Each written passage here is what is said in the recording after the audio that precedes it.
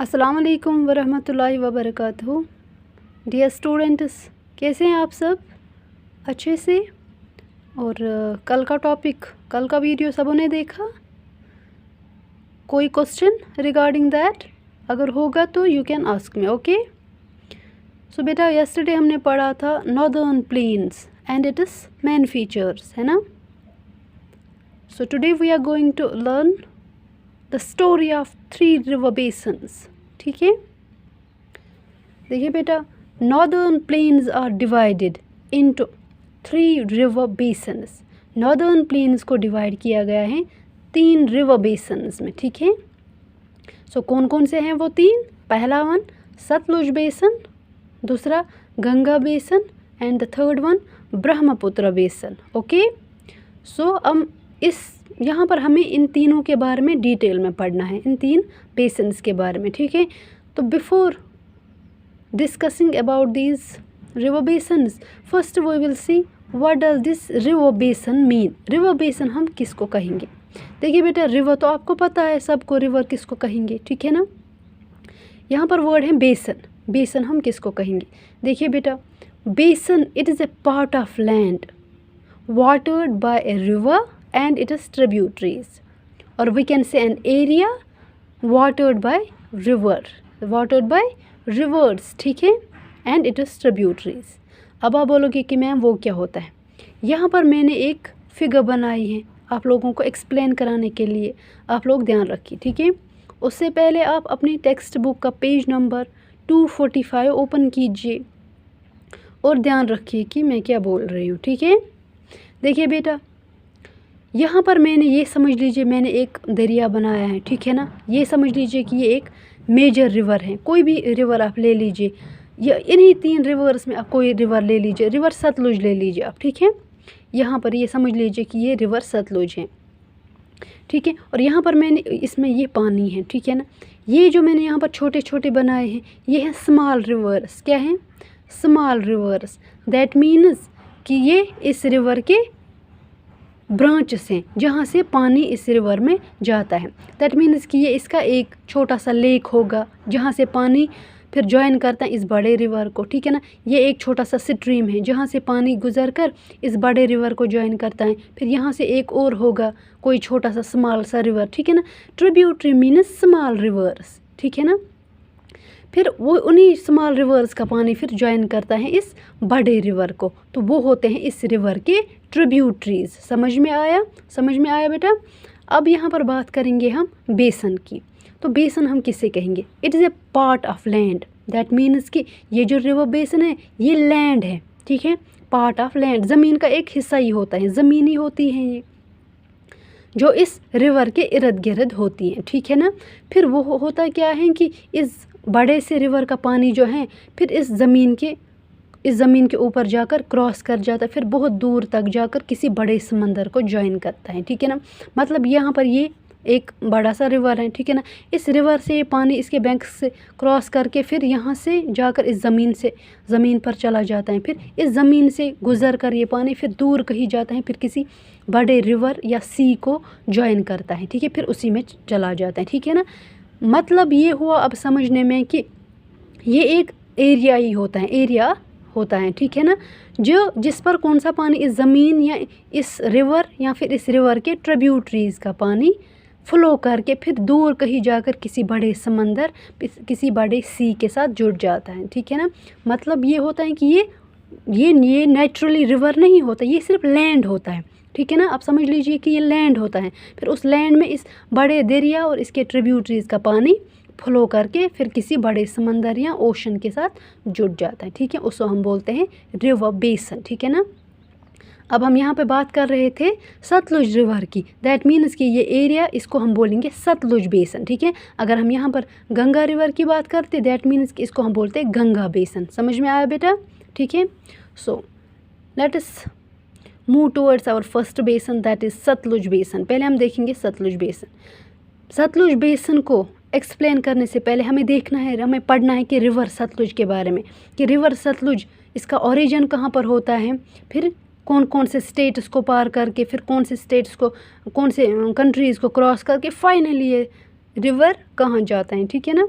देखिए बेटा, मैंने यहाँ पर पहले ऐसे एक चेन बनाई है कि ये जो रिवर सतलुज है, ये पहले इसका ओरिजिन कहाँ से होता है, फिर कौन कौन से एरियाज़, फिर कौन कौन से स्टेट उसको क्रॉस करके फिर कहाँ कहाँ गुजर कर ये फाइनली कहाँ पहुँच जाता है।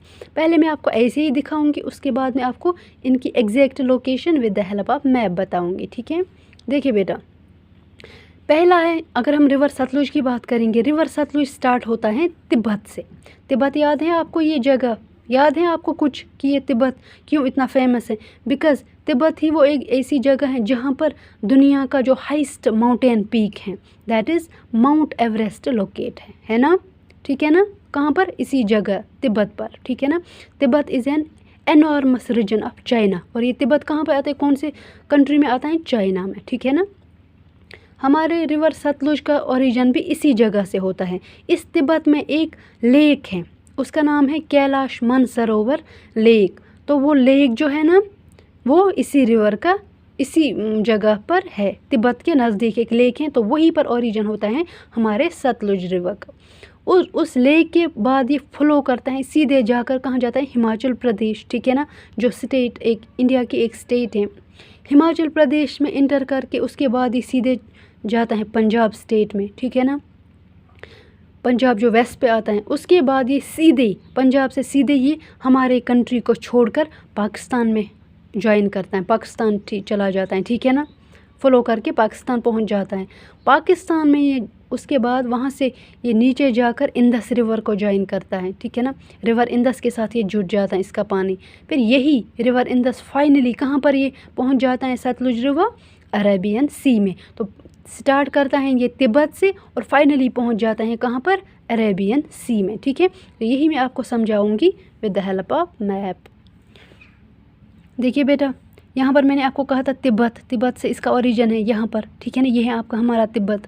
फिर यहाँ से सीधे जाकर हिमाचल प्रदेश यहाँ पर। ठीक है ना? यहाँ पर तिब्बत में ही वो लेक है Mansarovar lake.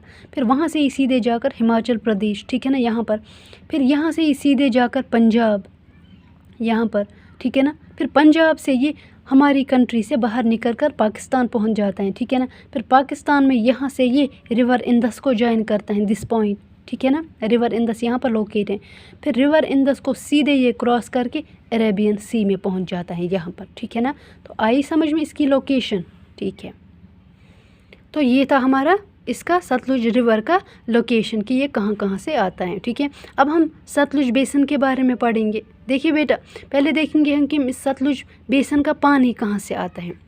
Sutlej and its tributaries supply water to Sutlej basin. Sutlej बेसन में पानी कहाँ से आता है? सतलुज रिवर से। और सतलुज रिवर के जो ट्रिब्यूटरीज मतलब स्मॉल रिवर्स हैं, स्मॉल पॉन्ड्स हैं, स्मॉल स्ट्रीम्स हैं, उन्हीं से आता है इस सतलुज बेसन को पानी। ठीक है ना? समझ में आया? अब हम देखेंगे कि इस सतलुज बेसन में स्टेट्स कौन कौन से लाई करते हैं। Punjab and Haryana, the states of Punjab and Haryana get watered by this basin. तो पंजाब एंड हरियाणा जो स्टेट हैं, ठीक है ना, जिनकी कैपिटल चंडीगढ़ है, उन दोनों स्टेट्स का पानी कहाँ से मिलता है? इसी सतलुज बेसन से। समझ में आया? ठीक है, सो अब हम देखेंगे कि इन्हीं स्टेट्स में वो कौन कौन से क्रॉप्स ग्रो करते हैं। वीट वहाँ पर बनती है, राइस वहाँ पर उगाते हैं लोग, कॉटन, शुगर केन, ये कुछ क्रॉप्स हैं जो ग्रो करते हैं कहाँ पर? जैसे पंजाब एंड हरियाणा स्टेट में। ठीक है ना? तो अब हम देखेंगे कि यहाँ पर और किस लिए ये पानी यूज़ होता है खाने के अलावा।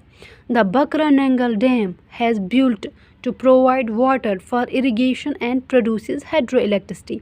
तो यहाँ पर आपके लिए एक इम्पॉर्टेंट पॉइंट टू रिमेंबर है, याद रखने के लिए। बकरा नंगल डैम में भी आप लोगों ने इस बारे में सुना होगा, इस डैम के बारे में। इंडिया का सबसे लार्जेस्ट डैम है, कौन सा है? बकरा नंगल डैम। ये बनाया गया है इसी सतलुज बेसन के पास। और यही इस डैम को कैसे बनाया है? इसको इसलिए बनाया गया है ताकि इसका जो पानी है वो स्टोर किया जाएगा। किस लिए, किस पर्पज़ के लिए? इरिगेशन के लिए। मतलब जो हमारे फील्ड्स हैं वहाँ पर पानी इसी डैम से जाता है। एंड प्रोड्यूसेस हाइड्रो इलेक्ट्रिसिटी, और बिजली बनाने के लिए। इस बकरा नंगल डैम में पानी कहाँ से जाता है? सतलुज बेसन से। समझ में आया? तो आप खुद समझ सकते हैं कि ये इस बेसन का पानी कितना ज़्यादा होगा जिससे एक डैम बन सकता है। ठीक है, फिर वही डैम का पानी हम यूज़ करते हैं इरिगेशन पर्पस के लिए और फिर बिजली भी बनाते हैं, ठीक है ना। अब आप बोलोगे कि मैम डैम क्या होता है। देखिए बेटा, डैम क्या होता है, ये हम बनाते हैं, इसको खुद बनाते हैं, खुद बिल्ड करते हैं इसको टू स्टोर वाटर, ठीक है ना, फॉर फ्यूचर। हम इसको वहाँ पर डैम बनाते हैं, फिर चाहे सीमेंट का बनाते हैं, फिर किसी और चीज़ का बनाते हैं, ये हर तरह से बंद होता है, ठीक है ना। फिर हम बाज़ाब्ता इसका एक गेट भी बनाते हैं, ठीक है ना। फिर उस गेट, जब भी इसमें हम वाटर स्टोर करके रखते हैं, ठीक है ना। फिर जब भी हमें फ्यूचर में कहीं जगह पानी की किल्लत महसूस होती है, फिर उससे हम ये गेट खोल देते हैं, फिर वो पानी जो है फिर हम उस पर्पज़ के लिए यूज़ करते हैं। फिर चाहे इस डैम का पानी किस पर्पज़ के लिए हम यूज़ करते हैं, इरिगेशन के लिए। इरिगेशन का मतलब होता है जो फील्ड्स में हम ये वीट, राइस, कॉटन उगाते हैं ना, इन फील्ड्स में कौन सा पानी जाता है, यही बकरा नंगल डैम का पानी। और इससे हम बिजली भी बनाते हैं, ठीक है, समझ में आया बेटा। तो ये था हमारा Sutlej basin. To move to our next basin, that is Ganga basin. देखिए बेटा, अब है हमारा second one, that is Ganga basin. पहले हम देखेंगे कि गंगा रिवर का ओरिजिन कहाँ पर हुआ है, ठीक है ना, कैसे हुआ। गंगा रिवर का ओरिजिन हुआ है गंगोत्री ग्लेशियर। अब आप बोलोगे कि मैम ये क्या हुआ। जब याद है, जब हम हिमालयाज़ पढ़ रहे थे तब मैंने आपको ग्लेशियर्स के बारे में पढ़ाया था।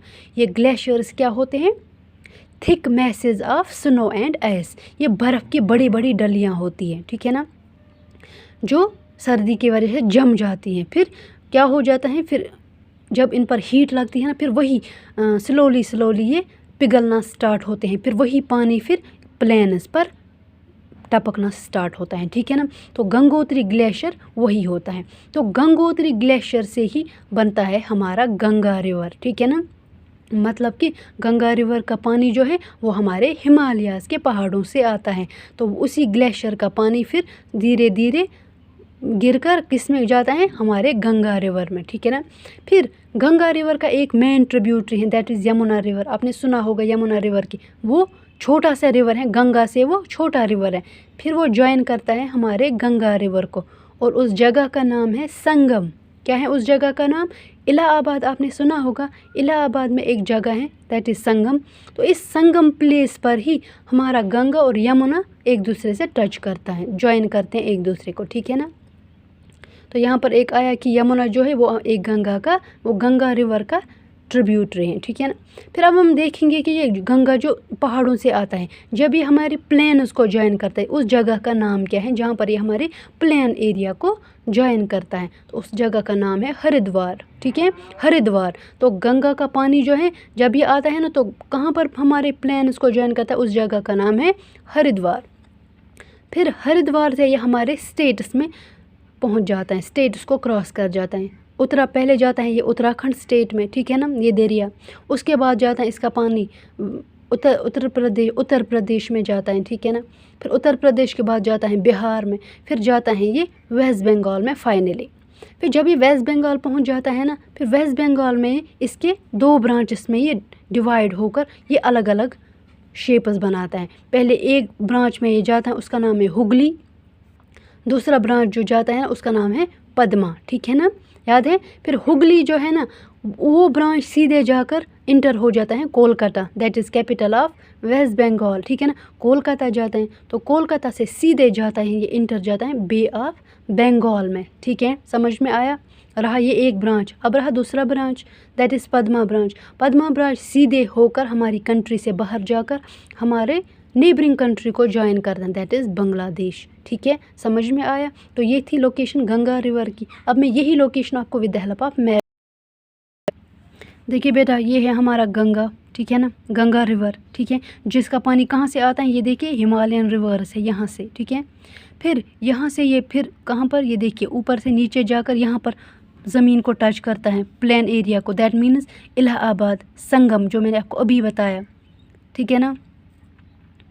फिर यहाँ से सीधे जाकर, ठीक है ना,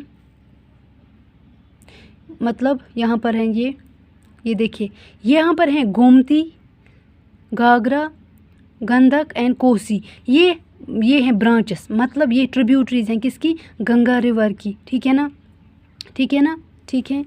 तो यहाँ पर ये प्लेन उसको टच करके, कौन से प्लेन, उस जगह का नाम है हरिद्वार, ठीक है ना, हरिद्वार उस जगह का नाम है। तो वहाँ पर ये प्लेन उसको टच करके फिर इसके 2 ब्रांचेस में ये कन्वर्ट हो जाता है, ठीक है ना। पहला ब्रांच जो है वो हमारे कोलकाता में पहुंच जाता है, ये है हमारा कोलकाता, ठीक है ना। फिर कोलकाता से सीधे बाहर जाकर ये बे ऑफ बंगाल के साथ ज्वाइन हो जाता है, ठीक है ना। और दूसरा ब्रांच जो है पद्मा ब्रांच, वो सीधे जाकर फिर हमारी कंट्री से बाहर, ये है बांग्लादेश, ठीक है ना, यहाँ पर इसको ज्वाइन करता है, ठीक है। ये थी location Ganga river.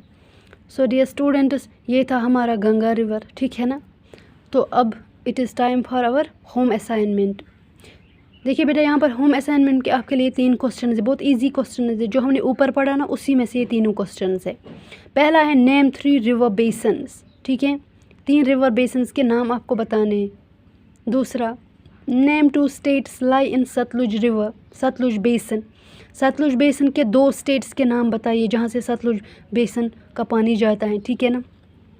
Name 3 states लाई इन गंगा बेसन, 3 स्टेट्स के नाम लिखने हैं जो गंगा बेसन में जाते हैं, ठीक है ना। ये तीनों मैंने आपको अभी बताया कि कौन से स्टेट्स हैं जो गंगा बेसन में लाई करते हैं, कौन से स्टेट्स हैं जो सतलुज बेसन में लाई करते हैं, ठीक है। So this was all about our today's topic. So इंशाल्लाह see you in our next topic. Till then अल्लाह हाफिज़।